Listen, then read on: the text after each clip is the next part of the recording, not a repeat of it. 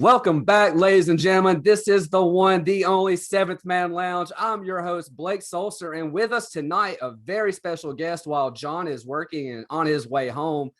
He is Smashville's biggest super fan in the entire universe. He stands at 5'10", X amount of pounds. The one, the only, ultimate predator. Oh, well, I thank you for that. That was good. That was good. We need to work on that ring voice though. We gotta work on that. I definitely need to work on it. They've been telling me that for the last 20 years. I don't know if I'm gonna get any better, but we're getting there. Well, man, how's it going, brothers? I know you've had a crazy day today. Oh, are you kidding me? It's been a crazy couple of seasons, really. But No yeah, kidding. no, oh man. Today, Friday, it's been good. It's been good. I would almost say it's been euphoric in Smashville this past weekend with these last two games. Well, it's I don't know if you saw this one. It's like I said earlier today. I'm 90% positive right now that the team and the franchise is really upset that they didn't get to play a full season in front of their fan base. So they're going to try to cram 82 games into 2 nights worth of hockey for everybody. Because good God, These last two games have absolutely made up for any downfall that this team had any part of the season. We are playing Preds playoff hockey. yeah, there's still some things that need to be worked on a little bit. We're still playing a little sloppy at times, but Absolutely. this I honestly didn't think it would get this way, but this series has been about endurance. It is gonna be a next man up type of game. And the one thing that I think helps us with that is that final game of the season where we were playing scrub versus scrub, taxi squad versus taxi squad. And clearly we made it look like, at least at that time, that our taxi squad, that our depth is good and Absolutely. is better. So in an endurance run like this, because I guarantee you those guys are gassed after tonight. Oh, Guaranteed. absolutely. I mean, you see Saros the last two nights, first goalie since 17 that's faced over 50 shots in consecutive games in the playoffs. That doesn't happen often at all. No, no, and he's been out of his head. If there's one thing that I think it's it's going to sound really strange to say this, but you almost kind of have to thank Nino Niederreiter for putting Saros out for that, couple game stretch, because he's played lights out ever since. When Absolutely. he came back from that injury, it wasn't the same. It wasn't the same Saros. I swear he's bionic now. The saves he's making on some tic-tac-toes and one-timers on the back door are absolutely out of this world. It is absolutely insane, and I'm here for it. I'm loving it. Hey, absolutely. So we're going to get to a little bit more of that when JP comes on here in about 15 minutes. But I want to talk about you, man. So you are Smashville's own mass luchador. How did all this come about? Like, did this just hit you like one day? Like, I'm about to don the mask and I'm going to be Nashville's #1 super fan. Yes and no. It never was my intent to actually get as big as it has. Because you've gotten huge. I wouldn't say huge. Oh, we're not talking about his weight. Remember, he weighs X amount of pounds. We're not talking about weight. We're talking about his infamousy. You've gotten pretty big, man. Huge. That is an honor I will still keep and bestow on Big Ben from now until eternity. For sure. Although he was very instrumental in helping me kind of make a rise. I love Ben to death, and I do miss him very, very much. But as far as this is concerned, this is semi legit. Okay. I spent the better part of 14, 15 years in the wrestling business, in one shape or another, and was forced out for a couple of different reasons. Mm-hmm. Not the least of which was health. But needed a creative outlet. Right. Needed something to continue my creativity, because that's what drew me to the business anyway. And I was walking through Bridgestone and I saw someone who had one of those giant, like 3 foot, 4 foot tall sock monkey stuffed animals. Mm-hmm. And they had a wrestling mask on it. And I stopped them and I said, I need to know where you got that. And they said, oh, the sock monkey. We get no, the mask. I need to know where you got the mask. I said, oh, the pro shop has them.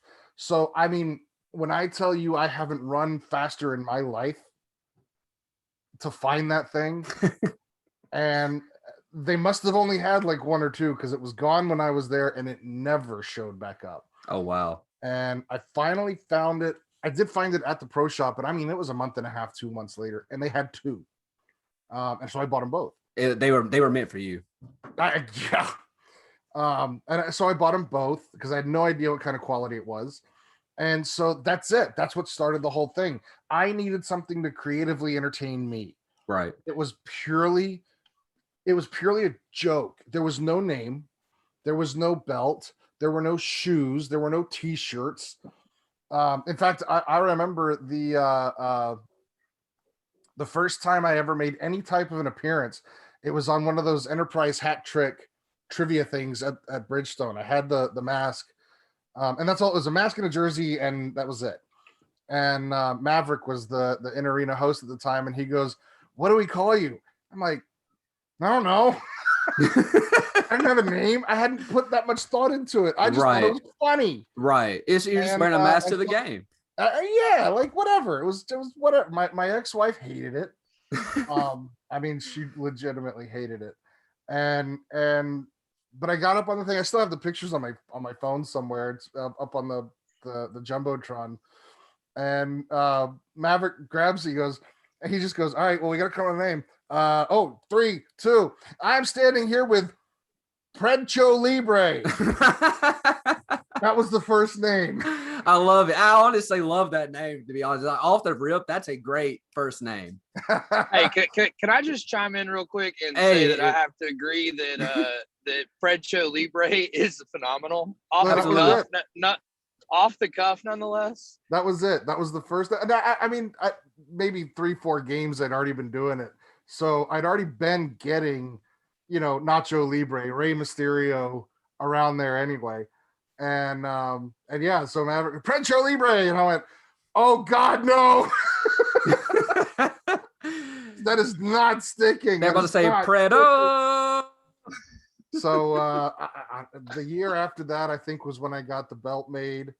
No, I'm sorry. The year after that, I had custom Converse shoes made. Oh, wow. And which, I mean, anybody can have custom Converse shoes on the website. I just happened to order the right colors. Hey. And so I got they're still in my closet. I got a pair of Chuck Taylors that are in Preds colors. And the belt came the next year, a couple of pairs of shoes. This came a few years. I've always tried to add something to it every year. Custom jerseys and the masks and these masks and the belt, they're both legit. Yeah, I mean, we've met each other. I've got to hold that belt. That belt is a legit heavyweight championship belt. That's the 15 pounds of gold right there. Damn right it is. Pounds. I weighed it myself just to make sure, but it is the legendary 15 pounds of Smashville gold. Damn right it is. That's awesome. That belt came from a belt maker in Australia. Because nobody in America wanted to touch the trademarks, and the guys in Australia were like, "Yeah, sure, whatever. We'll do whatever you want." Yeah, what do you want? We'll put the TM on there with it. Screw it. Yeah, I mean, they didn't give a damn. And the masks, same thing with the mask. I was like, I need these on the sides, and not only that, but if you ever see me, if you look, they're both facing in the same direction, which means one of them is backwards. Right. And I was like, so I need you to flip it and I need you to put it. So I want both faces coming down the side of the mask, the right direction. Like, yeah, man, no problem. And he makes masks for luchadors around the world. That's pretty badass. And I know the biggest superstar that he has that I know of is he's been released recently, but former member of Lucha Party, Kalisto with the WWE. Oh man, that's legit. Yeah, so he's been the mask maker ever since I got this one, and then the one I wore with the colors flipped for the Winter Classic. Dude, that's badass. How many masks now have you gone through over the year?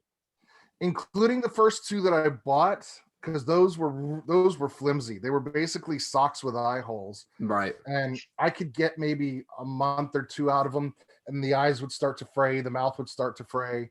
I went through about 4 or 5 of those. I still have one left. And then this mask and the Winter Classic mask.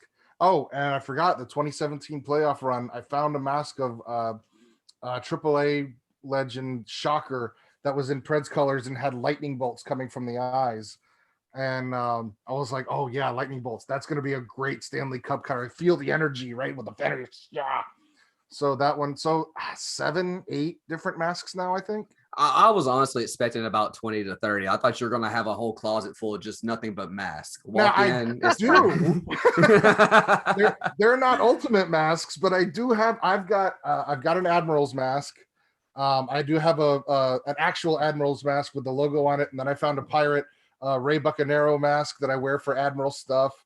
And then I just have a random collection of other Japanese masked wrestlers and Mexican masked wrestlers masks. I've always been drawn to that. So if I find one I like, I typically go after it.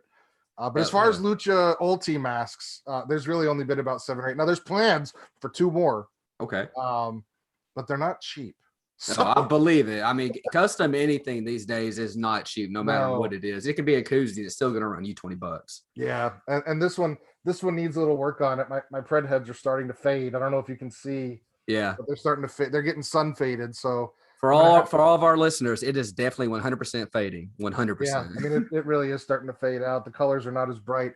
But apparently it's just an iron-on patch, so I should be able to fix it as soon as I can. But hell yeah. No, it's about 8 masks.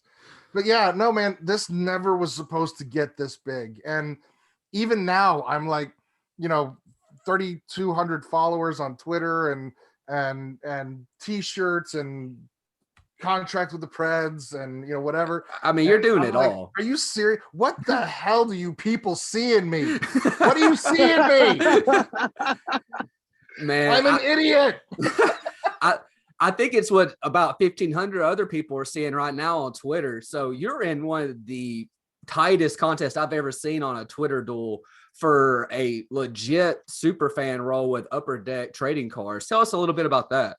Man, another thing that I don't know how I got involved in this at all. But someone, Upper Deck, was running a contest. I think they did this last year, but I think it got canceled.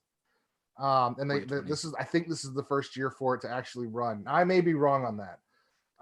But they are doing what they call the Ultimate MVP sweepstakes. And I was nominated to represent Nashville. There are 8 cities. I don't know how they chose the 8, but there are 8 cities that are being represented. Each city had 5 nominees. You had to rise up from your city to be your city's rep. Then they're narrowing down from the 8 to 1. And it's all done on Twitter. It's all done on the Upper Deck Hockey Twitter. If you go to my Twitter page, which is @IamUltimatePred, it's my pinned tweet. You can't miss it. And it's how many likes can you garner in? It was the first competition was 6 or 7 days, and the main competition is 10. So how many likes can you garner in 10 days? And believe me, I have not been shy of begging everybody I know. I mean, he's not even begging now. He is actually bribing people with a great little swag bag on Twitter. It is a straight up bribe. I absolutely love it. And I think last I saw, you're up by about 250 votes against the guy from Edmonton who keeps sneaking in there very, very weirdly, in my opinion. Well, look, he's buying bots. I'm getting some weird ones too. I'm not gonna lie. There are times that I'm like, oh, I'm about 30, 40 down, and holy crap, I'm 150 ahead. So if he's got weird ones, I've got weird ones. I gotta say it. I don't know where they come from. None of my team knows where they come from. I know I'm begging my ass off, and I am plugging every international person I know. I've gone all across the country. I've tagged every wrestler I ever worked with. I'm being followed by the Predators Brazil fan base and the Predators French fan base. I'm hogging them. I mean, but the Edmonton guy, I don't know, man. He's right up there too. I feel bad for the Arizona guy. I already saw it. It was I cried for him. I kind of The man had 22 votes this morning. He's still sitting at 22. He's been sitting at 22 for like 3 days now. I kind of Ulti, feel like John, if you give don't him one. John, if you don't know, Ulti has 1,500. Holy crap. I did not realize he was up to 1,500. I think the last count I saw was like 970 or something like that. Like the last few days, it's boomed. 1,547, but who's counting? Right. Hey, we'll take it. Well, Ulti, we can't thank you enough for coming on. We're very excited to have you on for the show. Our boy JP Dumont is now in the waiting room, so we're going to go ahead and take our first break. Oh, I'm scared. I don't even want to know what y'all are about to talk about. But when we come back, we will have the legendary Preds player JP Dumont. This is Seventh Man Lounge. We'll be right back. And we're back. Now, that first segment was pretty electric, but it's about to get a little crazier. Coming in now at 6 feet 1 inches at 205 pounds, the lefty out of Montreal, Quebec, Canada, the one, the only JP Dumont. What's going on, JP? How you doing, brother? Really good. Thank you.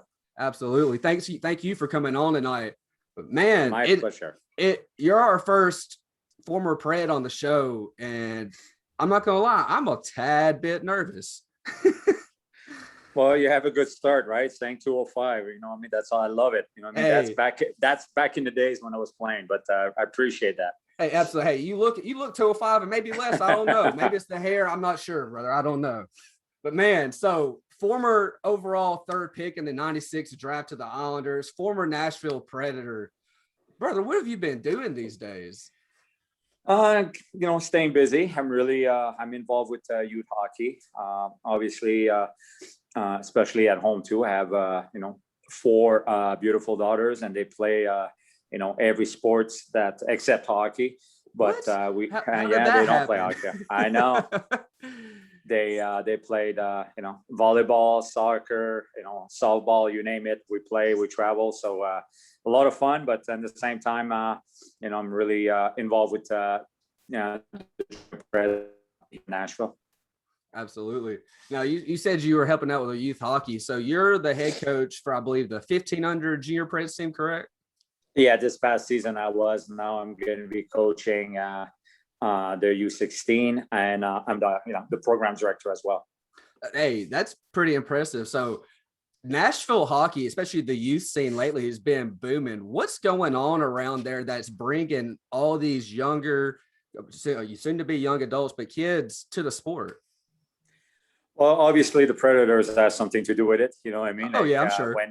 When they came in '98, you know what I mean? There was establishing themselves as a I would say like hockey market now. You know what I mean? We're still gonna get better and better. The Preds are really involved getting new rink as well. Like, you know what I mean, with the announcement with another one coming.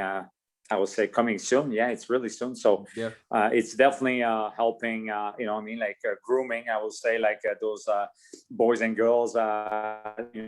Because to be honest, like I said, every year since I've been here, it's just been amazing. All how the game is growing and how many people are involved, and by getting some new rinks, that's just going to get bigger as well. So obviously the success of the Preds help as well. We have it was in 2017 when the Preds went to the Stanley Cup final. We definitely got a big push there. So we need we definitely we need the big Preds to keep doing what they're doing, and us here the junior Preds do our job to make sure that we give the kids a good experience and get them better. Absolutely. I mean, you can't beat that. You got to start them young. And hockey in the South, most of us know here, has not been a very big deal. And in the last at least decade, for sure, and since the Preds have been here, it's been on the rise. But you've also started coaching another team with an organization out in Nashville, the Preds Warriors, which is I'm pumped about because I'm actually part of 7 Element. So I'm going to get to come watch y'all come up and play when y'all host the military tournament in Nashville. But how exciting has it been dealing with all these military and first responders guys, coaching them on the ice? Well, first of all, it was an honor. You know what I mean? It's to be on the ice with all you guys. But it was so much fun as well. You know what I mean? Like people don't realize that we love being on the ice with you guys, and especially like I said, like, you know what I mean, like we're looking at you guys. I'm like, okay, you know what I mean, like you guys are our hero, and you guys are looking at us like, oh man, I can't believe I'm on the ice with you guys. Right. You know what I mean? So like it's a lot of fun. What I like about it too is like, you know, guys come on the ice and they want to get better. You know what I mean? Like that doesn't matter the level that they're at. When they come on the ice, it's just like, you know, asking questions and want to get better. And it's just been amazing experience. And, you know, looking forward little scrimmage tomorrow night. Actually, we're gonna have a little scrimmage tomorrow night to get the boys ready for the big tourney this weekend. So heck yeah, I know it's going to be a fun little scrimmage. It's never just a little scrimmage when it comes to 7M either. You know, them boys are going to be going full speed. I know, and I was that was funny because when I run practice, I was asking, you know, I mean, like a few guys, and I would say Coach Brian, and I was like, okay, like how hard do you want me to push them? And he's looking at me, he's like, are you kidding me? Like, push them to the limit, you know what I mean? I was make like, it okay, count. you know what I mean? And, Right. Yeah, we had a great skate, you know what I mean? Like, and like I said, there's, you know, it's definitely a lifestyle for them. There's no quit at whatever they do. And, you know what I mean? That's, like I said, it was just a fun experience, and I'm looking forward for that scrimmage tomorrow night. Absolutely. What's it like coaching with those two goofballs, Hal and Chris? You know what I mean? Like, it's like always been, and Chris as well, like, you know what I mean? Their involvement with everything in Nashville has been amazing. The work they're doing to promote, like, you know, just the Preds, but like youth hockey. So they're doing an unbelievable job. And like I said, it's always fun for us. Like, you know what I mean? I would say the oldies. I'm more looking at behind you. You know what I mean? Like that first Predators jersey behind you. So, you know what I mean? Looking at the oldies, and I have a chance to get on the ice all together and doing some fun stuff. But at the same time, like, you know what I mean? Like, we know that, you know, everything we're doing on the ice with the people involved, you know what I mean? It's not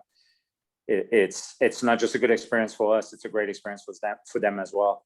Absolutely. I know, just in my opinion, that hour of time that these guys get on the ice, that's a huge time for them just to be to themselves and kind of find a peace that they don't have in the outside world. So I can't thank you enough for taking the reins on that team and really being a guide for them in the hockey world, and getting the boys right, because I know some of them needed some help. Shout out Brian Bailey. Obviously, like I said, you know what I mean? Like when I jump on the ice, you can tell that, you know, everybody's at different level, but like, you know what I mean? They're hard, and the game, hockey, it's definitely all at the same level. They're really there, and they really give it everything they got. So there was a lot of fun. Absolutely. Now, speaking of giving it all we got, our boys in gold right now are freaking playing some of the best hockey they've played all season. JP, I know you probably got a chance to see a couple of the games this weekend in Smashville. What are you seeing now that hasn't been there all year? Because this looks like a completely different team. Sometimes it's just like, you know what I mean? Like when you're down 2-0, you know, coming home, like, you know, that, you know, you're going to have like, you know, the cement man, like I see that as well behind you. Like it's going to be there. The crowd's going to be there. It's going to be electric in the building. And I'm not saying that you play loose, but you're just playing like, you know, it's like, okay, boys, you know what I mean? We're down 2-0. Like, you know, let's just give everything we got here and try to live everything on the line. And you know, both games going to OT and double OT, like it was, you know what I mean? Like, and everybody's looked like they're on the mission. You know what I mean? Like everybody wants to be part of it. It's always been that way, but like, you know, when you're on the road and things don't go your way, sometimes it's easy, you know what I mean, like to take that path. I will say that, you know what I mean, it's like, oh, you know what I mean, like we didn't get our bounce, but you know what I mean, like right now I really believe that they're working for their bounce, right? You know, like especially a game tonight, you know what I mean, like, you know, starting the third period and like, you know, 10 seconds in and we get scored on and boom, right. You know what I mean, like we came back with some really good shift and, you know, try to get the momentum back. So and it's going to happen, you know what I mean? That's playoff, you know what I mean? Like, it's all about like, you know, try to create turnover. And at the same time, you don't want to, you know, give any turnovers to the other team. And it's all about momentum, right? I mean, like if you have it, you know what I mean? You try to keep it. And every situation could be a big hit, a big kill, a block shot, you know what I mean? Like the game, when you get into the playoff, it's all about details. It's all like, you know, the one-on-one battles, like it's everything that sometimes as a fan that, I'm like, oh man, I can't believe you didn't try to go there. No, because,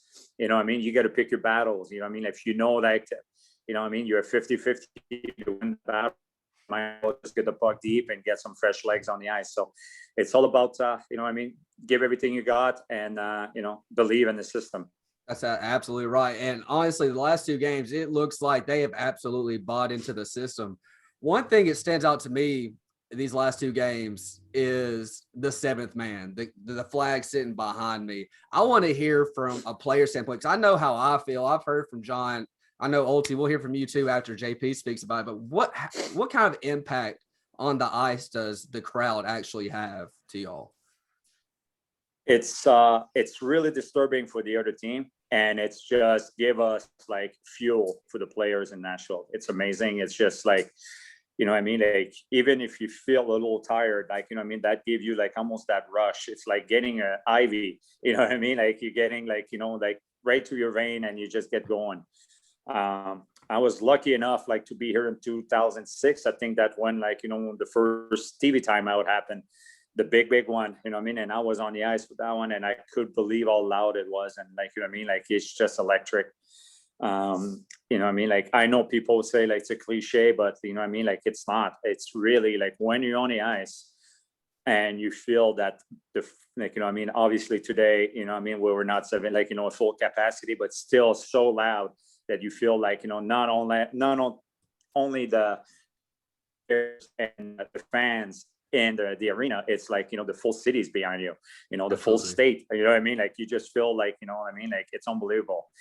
And like I said before, right, like in hockey, one of the biggest, obviously I never had the chance to win the Stanley Cup, but I scored an overtime goal, and the feeling at home, it's unbelievable.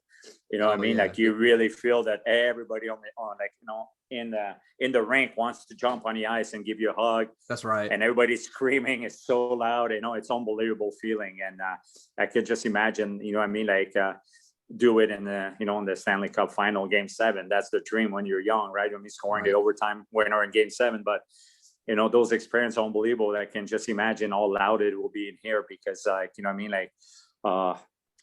the fans here really are behind the team. Even sometimes that, you feel that, the team struggle a little bit, the fans are like,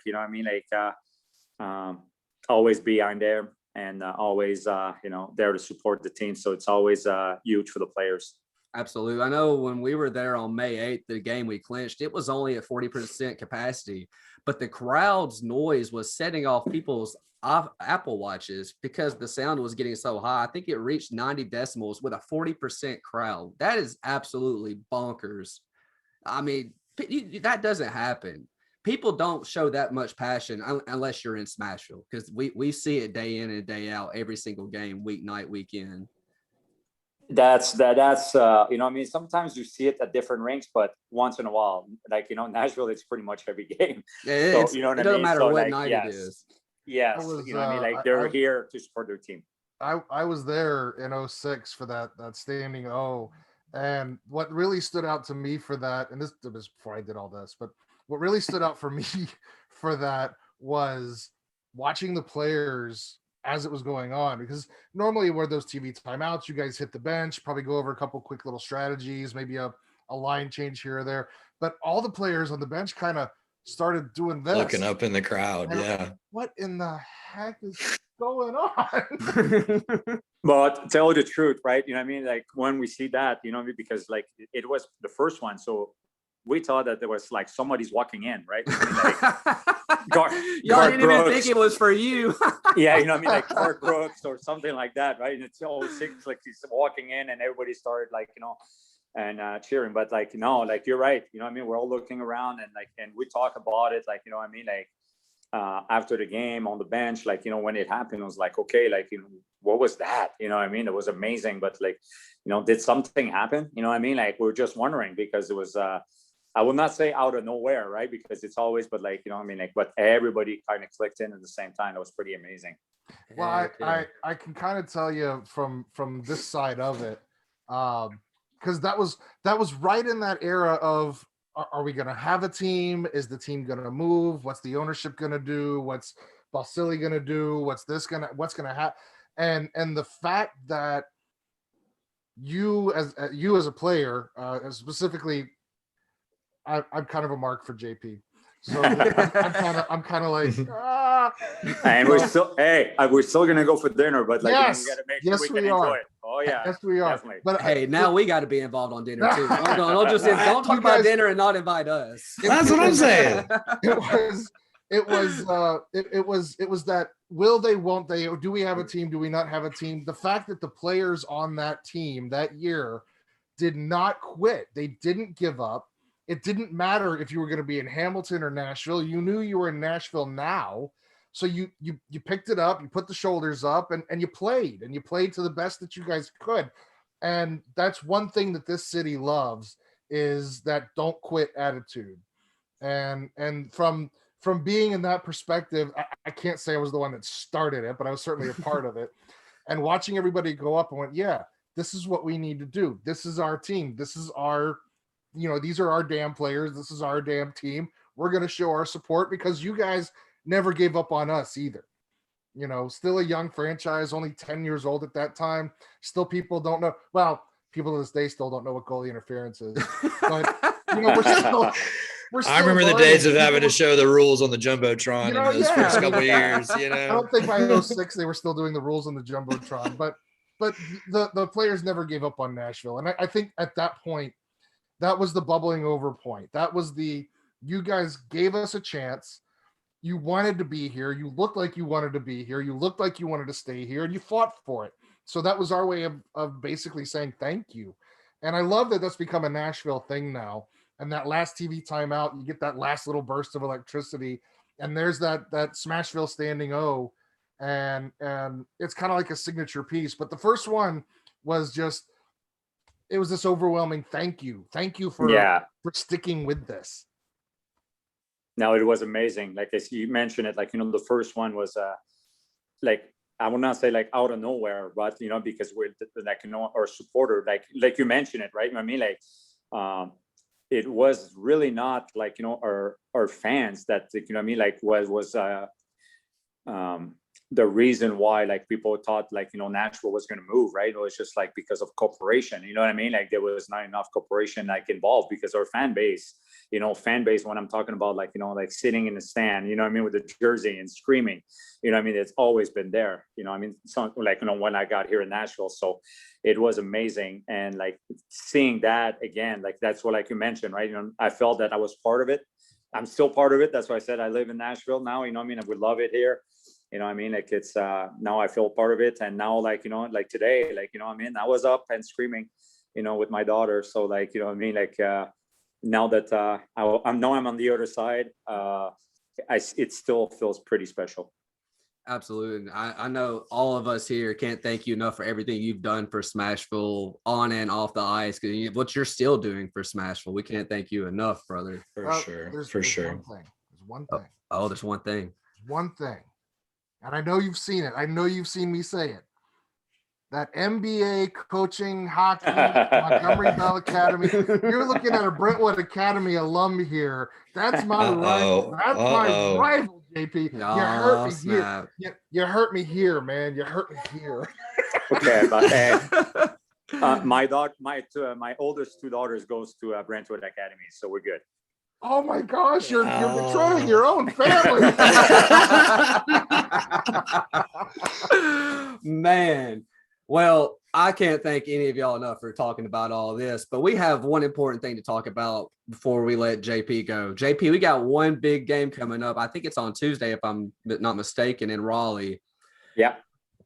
The Canes have only lost 3 games all year in Raleigh in regulation. Can the Preds sneak one away in Game 5?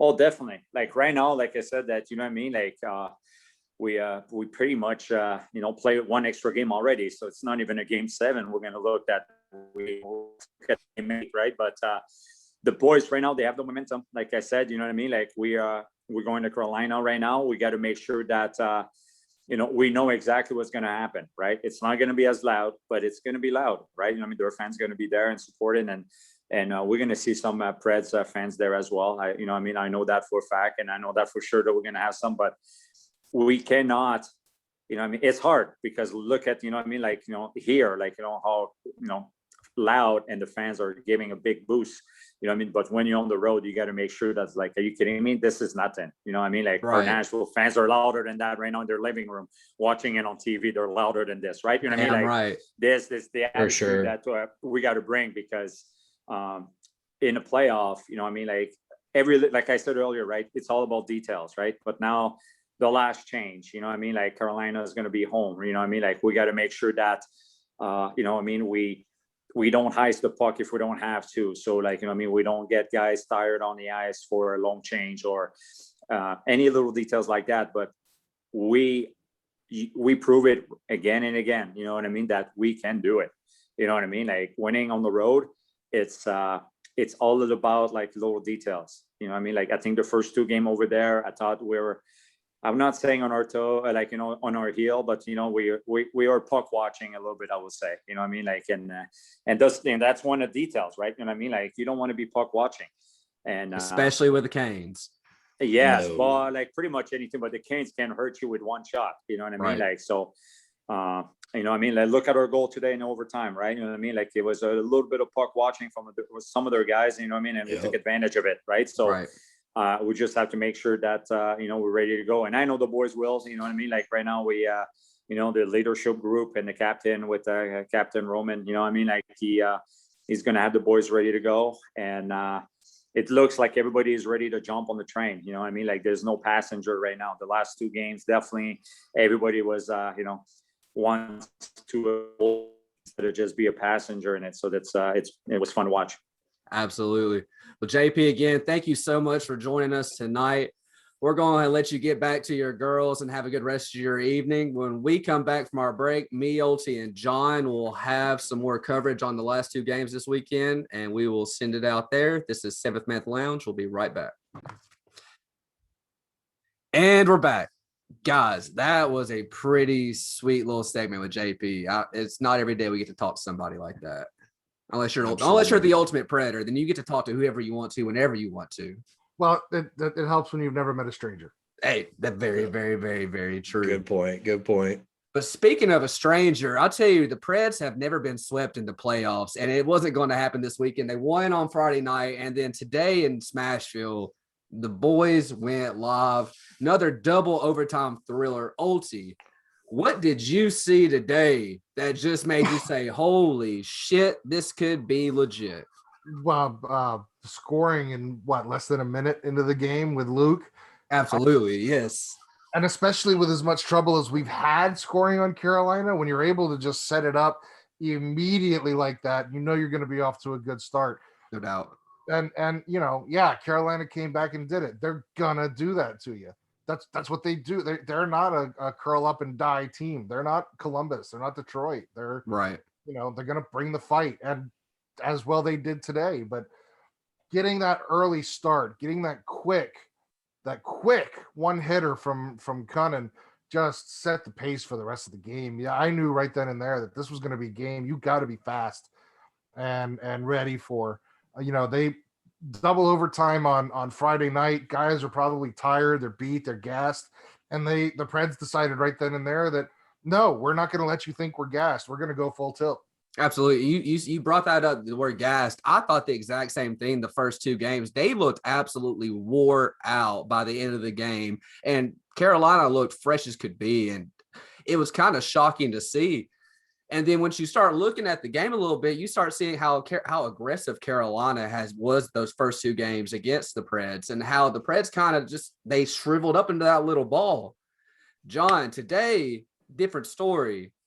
We saw the Preds getting into the O-zone with ease and giving Carolina fits in their own D-zone.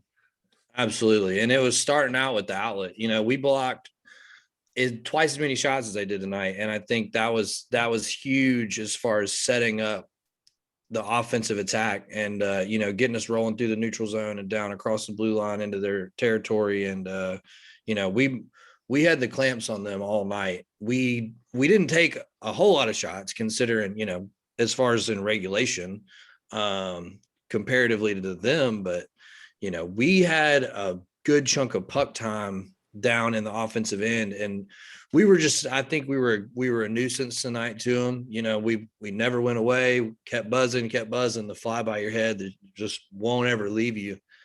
And, you know, we kept banging on the door enough times to where, you know, when it really counted, we were able to put one in, and, you know, did that a couple different occasions. But no doubt, you know, it was big watching us being able to push through the neutral zone and settle in. You know, credit to Carolina D playing as well as they did, because they, you know, they prevented us from getting a chunk of some better looks than we got. You know, they were balling out on defense. But I'll tell you this, in my opinion, Teravainen disappeared tonight for the Carolina Hurricanes. I mean, he had 4 shots, but were any of them really memorable? That's true. I mean, I didn't really see any shots that really stuck out to me from Carolina, other than obviously their goals that went in. But they didn't have the open, clear lanes that they had previously in this series. I mean, the guys really helped out UC tonight, and they had to, because the man's taken 50+ shots 2 games in a row. We got to help him out somehow more than what we're doing. I mean, the guy's literally standing on his head, possibly about to be a Vezina finalist, especially after this. It's been unreal to watch. Yeah, the kid's good. Dude, he's freakish. And I think one of the biggest changes that we've seen was the difference in that first line, adding Matt Duchene with Ryan Johansson and Philip Forsberg. It looks like those 3 have a brand new energy to them playing together. Yeah, the 9 line, they've been calling it. I saw on Twitter today, the 9 line. They need both. Phil not so much, but Duchene and Johansson especially. They needed some kind of injection. They needed a fire under their skates, and it looks like that line's a good line to keep for now. I know people like the pairing of Johansson and Tolvanen together and putting Philip there or RV there, and that's a good pairing. Johansson's feed and Tolvanen, that's usually a good thing. But man, those 3 today were really clicking. They were just absolutely. Really. I mean, you can see it in Johansson's skating alone. Like, he just looks so much more comfortable on the ice this last 2 games than he has, I think, all season. Because I've been kind of dogging him all year because he hasn't lived up to the expectations of that A on his chest. He hadn't looked like the Johansson that we all know and love. He's got the fire under him right now, though. And Damn you can right see it every time the whistle blows and he pushes his man up against the boards and gets in their face barking at him. He's got the fire right now. I mean, that's what they've got to have, especially going into Raleigh this week. Ulti, we asked JP. Let's ask you, how do you see us going from 2 double overtimes in Smashville heading into Raleigh? It's an endurance game right now. It's going to be who's got the gas to keep going. Yeah, we get, you know, when's the next game? Tuesday. So we get Tuesday at 7. Yeah. Get a day of rest and a travel day. And it was an early game, so that might help, you know, refuel the tank a little bit. But guys, we're talking what, they've played 3.5 games in the span of 2 days, essentially. Yep. And it's gonna be endurance. Who's got the endurance? Who can keep up physically? Who can keep up mentally? And I tell you, the way that Brind'Amour has got these Hurricane players playing, they're fast and they play physical. I don't think they're set for an endurance run. I think their game plan is to hit you hard, hit you fast, and make sure you don't get up.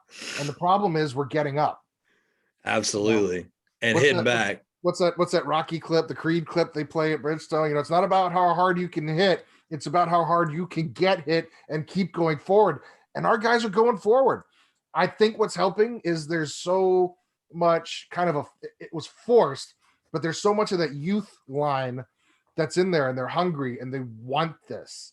So they're going to throw their bodies out there. They're going to push hard. And I think that's going to be a changing point in this is how much gas can you keep in the tank for 7?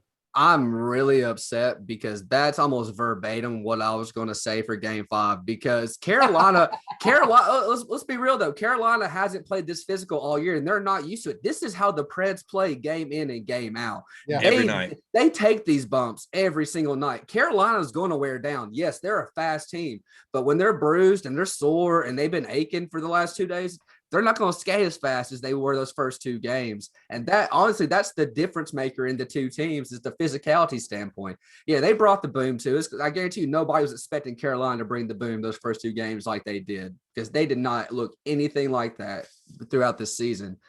But like you said, Ulti, the boys have to keep bringing the boom to win this series, because you will out-endure Carolina if so, and you will win this game. You just got to keep putting shots on net. If that keeps happening, we'll win the series. Agreed. And Brendan Moore is a hell of a coach over there in Carolina, and he's a crybaby ass too. Don't get me wrong, he's a big damn crybaby. No doubt. John, how do you see this week going? I wouldn't be shocked if we saw a new face in the lineup. I think with, the point we made with just the minutes played in the last couple games, I wouldn't be shocked to see somebody like maybe a Rocco Grimaldi in the lineup just to give us a little bit more fresh legs. Rocco! I know. I think we're both Rocco guys, so I know I might be a little bit biased in saying him specifically, but I wouldn't be shocked if we saw a new face. Maybe in the spot I would like to have of Janot back in, please. Yeah, well, that's a big one. That was a silly sub today. I agree. And